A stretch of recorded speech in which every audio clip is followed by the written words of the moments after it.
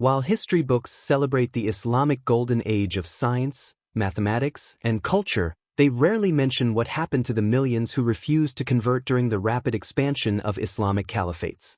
The documented practices of medieval Islamic empires toward conquered peoples make European medieval warfare look merciful by comparison. What you are about to discover comes from historical sources written by Arab chroniclers themselves, not just their enemies. These practices were systematic policies of conquest that shaped the medieval world and erased entire civilizations from history. From the systematic theft of children to create slave armies, to the complete cultural destruction of ancient civilizations, Islamic caliphates perfected methods of conquest that went far beyond simple military victory. They understood that breaking the spirit of conquered peoples was more effective than just occupying their lands. The Ottoman Empire created one of history's most systematic child trafficking operations, disguised as a tax collection system. The dev-shur or blood tax required Christian families in the Balkans to surrender their sons to the Sultan. Every few years, Ottoman officials would sweep through Christian villages, selecting boys between 8 and 18 years old based on physical strength and intelligence. Parents were forced to watch their children being taken away, knowing they would never see them again. Resistance meant death for the entire family. These boys were then transported to Istanbul, forcibly converted to Islam, and subjected to intensive military training designed to erase their previous identities. They were forbidden from speaking their native languages, contacting their families, or practicing their original religion. The most promising were trained as janissaries, the Sultan's elite infantry corps. The psychological manipulation was sophisticated and brutal. Boys were taught that their Christian families had abandoned them, while the Sultan had saved them from ignorance. They were given new names, new histories, and new loyalties, and many came to believe they owed everything to the very empire that had enslaved them. Between 1365 and 1826, nearly 1 million Christian boys were taken from their families through the Ottoman devshirme system, their identities erased, and their spirits broken as they were turned into janissaries used to conquer their own people. Families lived in terror, some injuring or hiding their sons to escape selection, but few succeeded. Beyond the Balkans, slavery under Islamic rule stretched across continents and centuries. The Islamic slave trade lasted over 1,400 years, far surpassing the Atlantic trade in both duration and reach, with an estimated 11 to 17 million Africans captured and sold.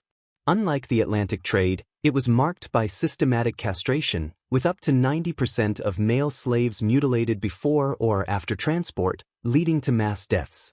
Castration centers like those in Aswan, Egypt, processed thousands each year, and survivors became eunuchs, stripped of humanity and the ability to reproduce.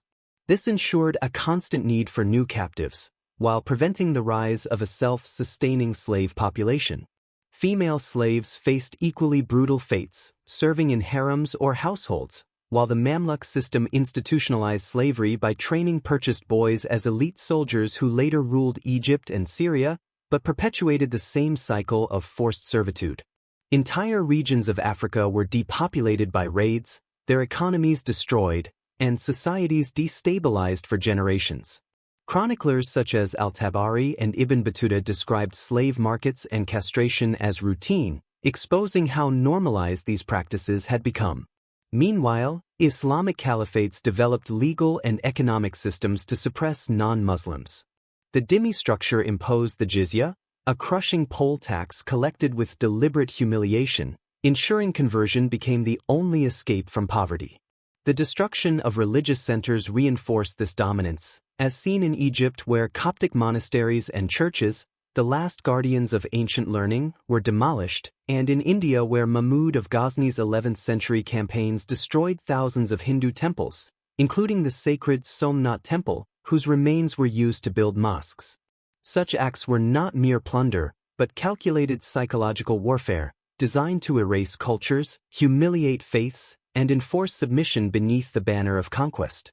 Legal restrictions made the practice of other religions nearly impossible, as Christians and Jews were forbidden to build new places of worship, ring bells, or hold public ceremonies. They could not testify against Muslims, bear arms, or ride horses, creating a legal apartheid that turned them into second-class citizens within their ancestral lands. Ancient Christian communities in North Africa vanished, and Persia's Zoroastrians, once millions strong, were reduced to a few thousand survivors. Islamic caliphates also institutionalized sexual slavery on an unprecedented scale. The harem system functioned not only for pleasure, but as a weapon of domination, symbolizing the complete submission of conquered peoples. The Abbasid Caliph Harun al-Rashid maintained a harem of over 2,000 women, while the final Abbasid Caliph's harem held more than 700 when Baghdad fell in 1258. Markets across Cairo, Damascus, and Baghdad displayed enslaved women naked for inspection, as Ibn Battuta recorded, with the most attractive fetching enormous prices. Families lived in dread, scarring or hiding their daughters to spare them from capture. The Ottoman Empire alone enslaved over 1 million women between the 14th and 19th centuries, drawn from Africa, the Caucasus, and the Balkans. Quranic verses referring to those whom your right hand possesses were interpreted to justify unlimited sexual access to slaves, and religious jurists developed detailed laws to regulate their use and sale. Economically, Islamic rule perfected conquest through exploitation. Taxes such as the carriage consumed most agricultural output, and failure to pay meant land seizure or forced conversion. Persian irrigation systems that had sustained agriculture for centuries were deliberately destroyed, crippling local economies. Tributes often demanded humans rather than goods, as the Nubians were required to deliver 400 slaves annually to the Fatimids. Trade restrictions excluded non-Muslims from profitable commerce, transferring wealth and power to Muslim merchants. The result was systematic impoverishment and dependence that made resistance impossible. The conquest did not end with territory, it extended to culture itself. Libraries and temples that held the accumulated wisdom of ancient civilizations were burned, from Alexandria's final archives to the royal libraries of Ctesiphon. Arabic replaced native languages in administration and religion, erasing the memory of older identities. Within generations, entire civilizations ceased to exist, their voices silenced beneath the empire that had conquered both their bodies and their histories. Local languages were gradually marginalized and eventually forgotten. Coptic, the last form of ancient Egyptian, survived only in religious contexts before disappearing entirely from daily use. The renaming of cities, regions, and geographical features was part of a systematic effort to erase pre-Islamic history. Ancient names with thousands of years of history were replaced with Arabic alternatives. This was not just administrative convenience, it was deliberate historical erasure. Religious festivals and cultural practices were systematically suppressed. The Persian New Year celebration of Nowruz was banned in many regions. Hindu festivals were prohibited in conquered Indian territories. Local customs that had defined communities for centuries were declared un-Islamic and eliminated. The destruction of monuments and architectural heritage was equally systematic. Pre-Islamic temples, palaces, and monuments were demolished or converted into mosques. The message was clear: the past was worthless, and only Islamic culture had value. Educational systems were completely restructured. Traditional schools that had transmitted local knowledge and culture for generations were closed or converted into madrasas that taught only Islamic subjects. This broke the chain of cultural transmission and ensured that younger generations grew up ignorant of their heritage. The results were devastating and permanent. Ancient Egyptian civilization, which had survived Persian, Greek, and Roman conquests while maintaining its essential character, was completely erased within a few centuries of Arab conquest. Zoroastrian Persia, with its rich literary and philosophical traditions, was reduced to a shadow of its former self. The scale of cultural destruction was so complete that we are still discovering what was lost. Archaeological excavations regularly uncover evidence of sophisticated civilizations that were systematically destroyed and forgotten. Entire chapters of human history were erased by Islamic conquest.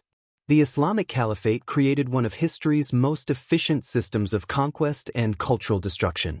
Their methods were so effective that entire civilizations simply vanished from historical memory, leaving behind only archaeological fragments and scattered references in surviving texts. The scale of destruction was unprecedented. Millions of people were enslaved, killed, or forced to abandon their cultures and identities.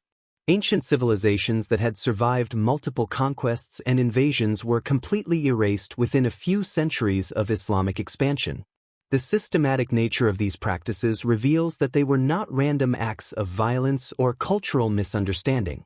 They were calculated policies designed to break the spirit of conquered peoples and ensure that resistance would be impossible.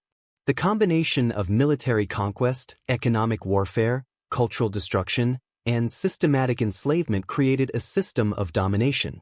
Understanding these historical practices helps us recognize patterns of cultural destruction that continue today. The methods may change, but the goal remains the same: the complete erasure of alternative ways of life and the imposition of a single dominant culture.